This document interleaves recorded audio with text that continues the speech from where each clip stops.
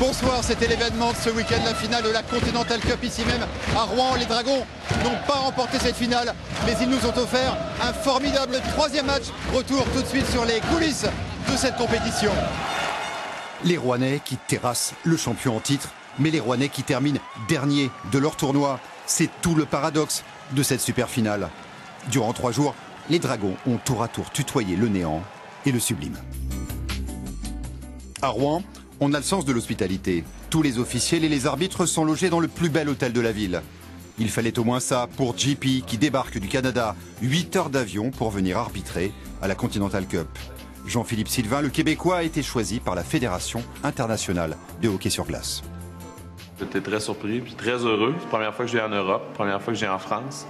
Puis j'ai vraiment hâte de voir c'est quoi le hockey ici, voir les spectateurs, comment c'est ici en Europe. J'ai entendu beaucoup de choses, beaucoup de bien. J'ai hâte de le voir moi-même. Entre francophones, on se comprend. À ses côtés, les 3 juges de ligne français, dont le Rouennais Pierre Dehain, qui officiera à ses côtés l'après-midi même. Changement de décor, changement de costume, à chacun sa manière de préparer son match. JP a été désigné comme l'arbitre principal du match d'ouverture Donetsk contre Stavanger. C'est la première fois qu'un Nord-Américain arbitre dans une finale de la Continental Cup.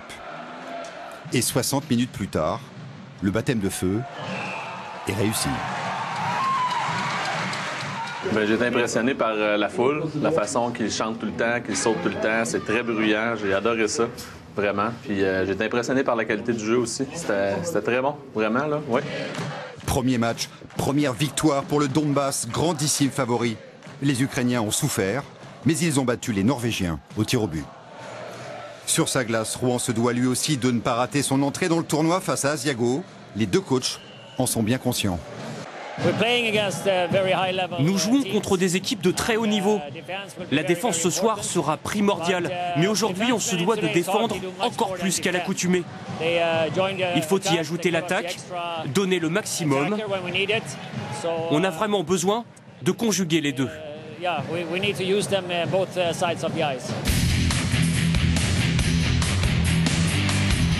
Soirée cauchemardesque pour des Dragons devenus soudain ordinaires. On attendait une balade rouennaise et on a droit à un récital italien. 6-0 pour une claque, c'est une belle claque. Il faut bien avouer que tout cela fait un peu désordre, notamment pour le principal sponsor du club qui a mis de sa poche pour que le RHE puisse accueillir cette finale. Pas sûr non plus que Kalervo Kummola est tellement apprécié.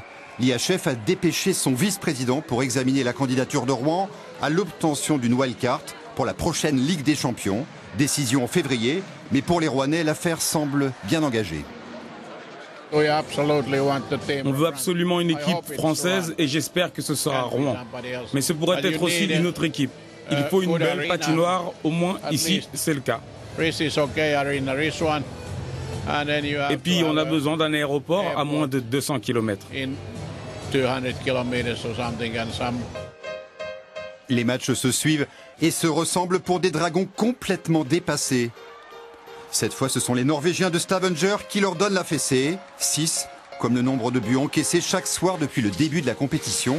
De quoi vous plomber une ambiance. Ça n'entame pas le moral des bénévoles. Ils sont une 50aine sur l'événement.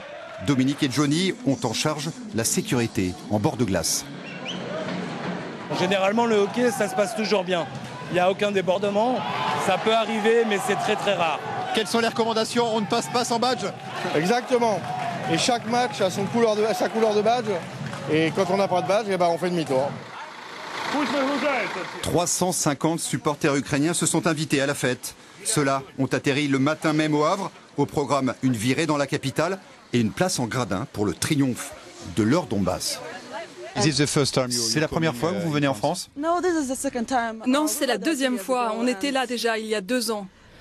Malheureusement, la première fois, ça n'était pas la bonne pour nous. Alors j'espère que cette fois-ci, on va gagner.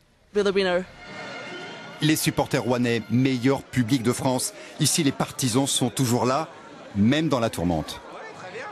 Ça a été le miracle il y a 2 ans quand on a battu Donbass 5-2. Pourquoi pas ce soir une petite victoire de Rouen, mais ça va être difficile.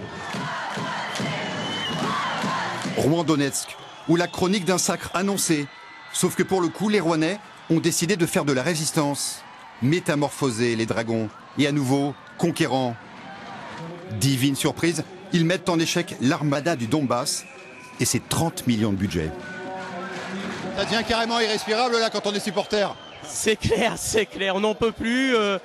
On y croit, c'est la magie du hockey, c'est pour ça qu'on est là depuis tant longtemps. 3 buts partout. Après la prolongation, tous les regards se tournent vers l'ultime rempart des Dragons, Fabrice Lenry. Plutôt zen, le gardien rouennais. Il faut dire qu'à 41 ans, il en a vu d'autres. En fusillade, c'est Fabulous Fab. Lenry stoppe tous les tirs au but. Et Anthony Reck parachève le travail. Rouen s'offre une victoire de prestige sur l'une des meilleures équipes d'Europe. Finir comme ça, c'est mieux que encore perdre. Au penalty, en plus, c'était sympa. Mais je reste quand même assez déçu des 2 premiers matchs. Après Rouen en 2012, Donetsk en 2013, la Continental Cup consacre les Norvégiens de Stavanger. À la fin du match, ils sont les premiers à se précipiter vers Fabrice Lenry pour le remercier, avant de communier longuement avec les supporters rouennais.